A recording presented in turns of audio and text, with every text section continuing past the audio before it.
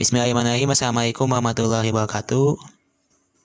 Kami dari kelompok 4 mata kuliah Historiografi Islam kelas B, kelas 6B, akan sedikit memaparkan mengenai biografi sejarawan Islam generasi awal Ibnu Hisham, Al-Tabari, dan Al-Yaqubi beserta karya-karyanya. Pertama akan dijelaskan oleh Saudari Lilis. Bismillahirrahmanirrahim. Di sini saya akan menjelaskan mengenai Ibnu Hisham dan karya-karya Ibnu Hisham. Nama lengkapnya yakni Abu Muhammad Abdul Malik Ibnu Hisham Ibnu Ayyub Al-Hamiri Al-Mu'ta'ari, disebut juga Az-Zuhli, yang masyhur dalam bidang nahwu, nasab dan sejarah. Ia dilahirkan dan dibesarkan di Basrah, kemudian pindah ke Mesir. Ibnu Hisham meriwayatkan sirah Ibnu Ishaq dari seorang ulama hafiz dan pandai, yaitu Abu Muhammad Ziyad Ibnu Abdullah Ibnu Tufail Al-Bukai Al-Amiri Al-Kufi yang wafat pada tahun 1803 Hijriah, dan Ziyad dikenal sebagai seorang yang paling itqam atau baik dalam meriwayatkan sirah Ibnu Hisham tersebut. Adapun tanggal wafatnya terjadi perselisihan di kalangan para ulama. Ada yang menyebutkan bahwa ia meninggal pada tanggal 13 Rabiul Akhir 212 Hijriah, dan ada yang menyebutkan pada tahun 213 Hijriah atau 834 Masehi. Adapun karya-karya Ibnu Hisham antara lain Sirah Al-Nabi SAW, Ansab Hamir wa Mulukiha. Dia adalah orang yang mengumpulkan sirah Nabi SAW dari kitab Al-Maghazi dan sirah Ibnu Ishaq.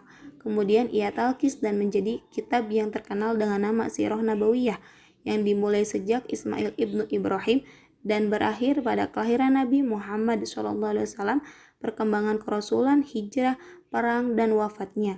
Kitab ini diberi syarah oleh beberapa ulama, di antaranya Al-Suhail dalam kitab Ar-Raudi, Al-Nafi, kitab syarah terhadap syair-syair, dan kitab At-Tijan yang menjelaskan tentang kisah-kisah para nabi dan raja-raja Arab bagian selatan.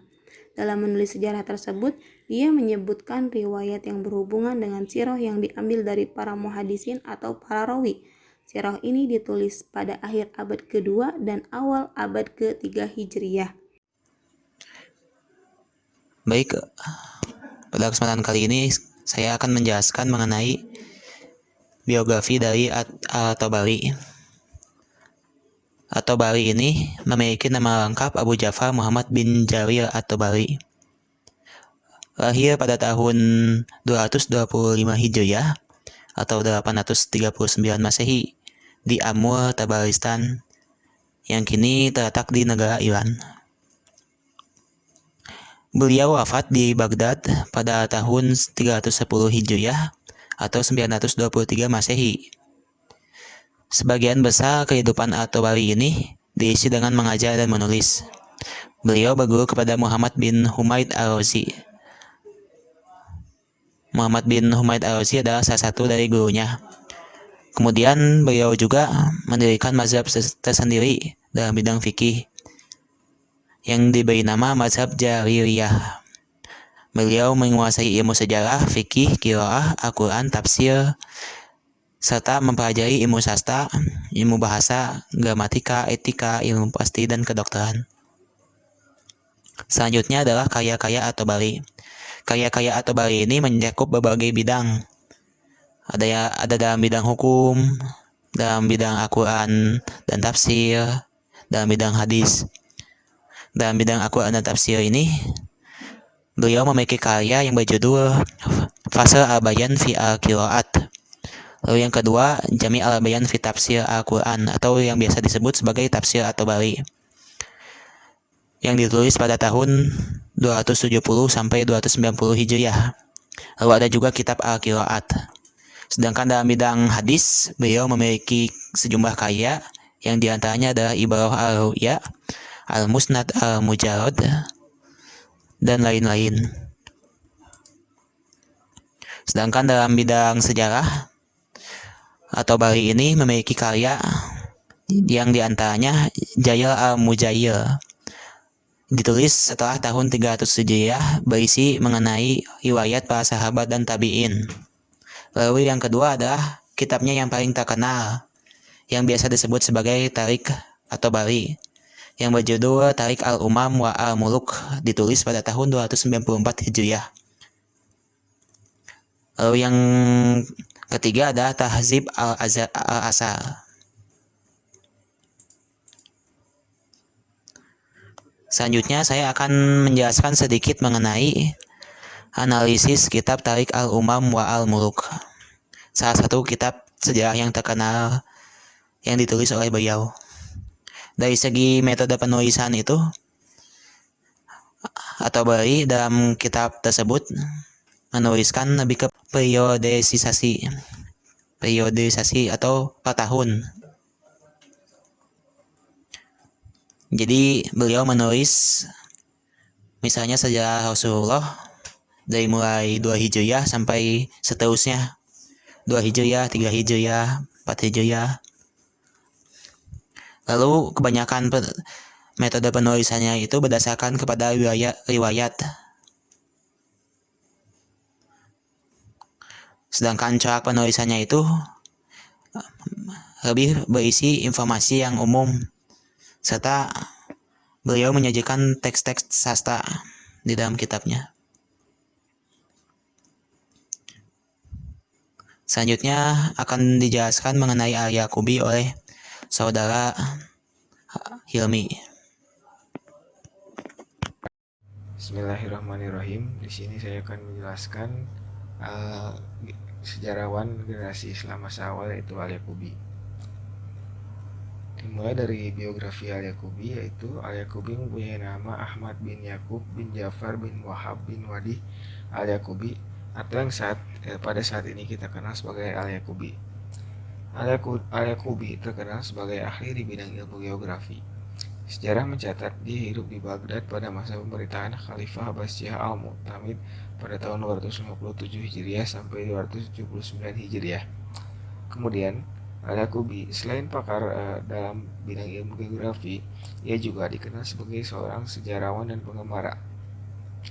Tidak diketahui secara pasti tentang tempat dan waktu kelahiran Al-Yaqubi, namun mayoritas peneliti berpendapat bahwa kemungkinan besar ia dilahirkan di Baghdad. Hal itu didasari pada salah satu karyanya, yaitu Al-Buldan, di mana Al-Yaqubi menunjukkan kecintaan yang sangat besar pada Baghdad. Namun beberapa pendapat juga menyatakan bahwa ia tidak lahir di Baghdad, dan berpendapat bahwa keluarga dari Al-Yaqubi itu sendiri sudah pindah ke Mesir jauh hari sebelum kelahiran Al-Yaqubi. Kemudian keluarga Al-Yaqubi memiliki kecenderungan terhadap kelompok Syiah. Wadih yang merupakan leluhurnya Al-Yaqubi memiliki kecenderungan terhadap Syiah. Ia mendukung pemberontakan Al-Hafiz pada tahun 169 Hijriah yang membuat marah Khalifah Abbasiyah. Ketika pemberontakan Fakh gagal, Iris bin Abdullah bin Hasan bin Ali bin Abi Thalib melarikan diri ke Mesir dan menyelamatkan hidupnya.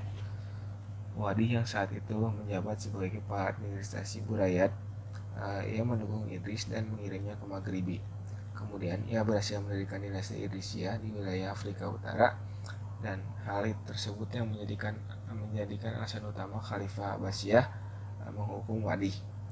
Wadih sendiri dia mendapatkan hukuman penggal pada tahun 169 Hijriah dan tubuhnya digantung setelah itu. Kemudian saya akan menjelaskan karya-karya Al-Yaqubi. Berdasarkan pengalamannya sebagai sejarawan dan pengembara sejumlah negara, maka pada tahun 891 Hijriah, Al-Yaqubi menulis sebuah kitab atau buku yang berjudul Kitab Al-Buldan, atau yang dalam bahasa Indonesianya itu buku negeri-negeri.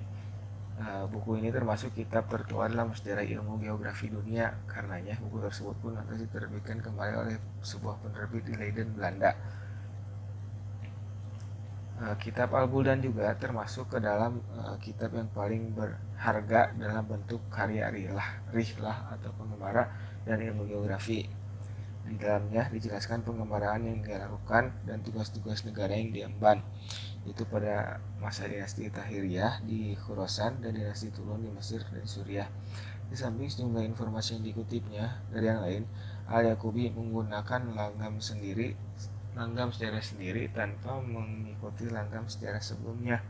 Ia juga berusaha mengembangkan pendekatan eksperimental dalam menulis. Kemudian kitab lain yang ia karang yaitu kitab Tarikh al-Yaqubi, yaitu kitab yang berisi rentetan sejarah dunia, dimulai dari awal sejarah dunia sampai pada kemunculan Islam, kemudian terus merentet hingga masa Khulafaur Rasyidin dan hingga Khalifah Al-Mahdi. Mungkin cukup sekian dari saya, mohon maaf jika banyak kekurangan. Assalamualaikum warahmatullahi wabarakatuh. Demikianlah presentasi yang telah kami sampaikan. Mohon maaf apabila ada kesalahan maupun kekurangan. Billahi taufiq wal hidayah wa ridha wa inayah. Wassalamualaikum warahmatullahi wabarakatuh.